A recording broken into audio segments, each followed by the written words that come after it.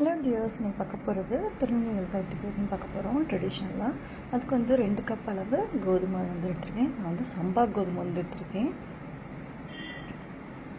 நீங்கள் மளிகை கடையில் போய் சம்பா கோதுமைனா தனியாக அதுக்குன்னு தருவாங்க. இதை வந்து நைட்டே ஊற வச்சுருக்கேன். இப்போ ஊறினதை வந்து நான் மிக்ஸி ஜாரில் அரைக்க போகிறேன், கொஞ்சமாக தண்ணி விட்டு.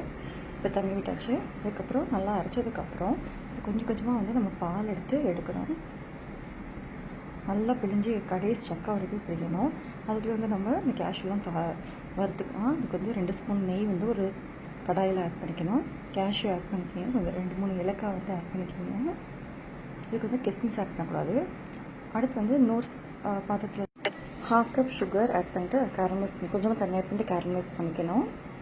அடுத்து இன்னொரு பாத்திரத்தில் வந்து 1/2 கப் அளவு சுகர் ஆட் பண்ணிவிட்டு அதுக்கும் கொஞ்சமாக தண்ணியாக ஆட் பண்ணிவிட்டு ஒரு கம்பி பதம் வர வரைக்கும் நம்ம வந்து நல்லா கொதிக்க விடணும். இப்போ வந்து நம்ம கையில் தொட்டால் ஒரு கம்பி அளவுக்கு அந்த பதம் வரணும். அந்த ஸ்டேஜ் அதுக்கப்புறம் ஆல்ரெடி நம்ம கேரமலைஸ் பண்ணி வச்சுருக்கோம்ல, அதை வந்து இந்த சுகர் சிரப்போடு நம்ம வந்து மிக்ஸ் பண்ணிக்கணும். அதுதான் வந்து ஒரிஜினல் திருநெல்வேலி அல்வாவோட கலர். வேறு எந்த கலரும் இதில் மிக்ஸ்டு கிடையாது.